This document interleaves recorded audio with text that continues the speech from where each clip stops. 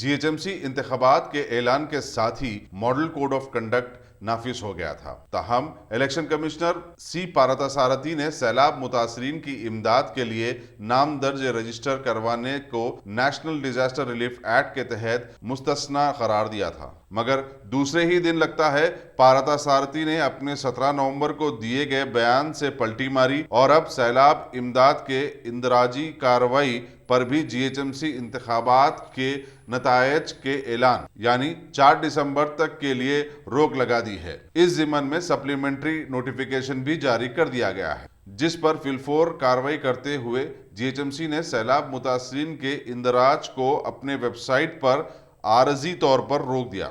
جو متاثرین پہلے سے ہی اپنے نام درج کروانے جوخ در جوخ می سیوا پہنچے تھے، قائدین کو کوستے نظر آئے.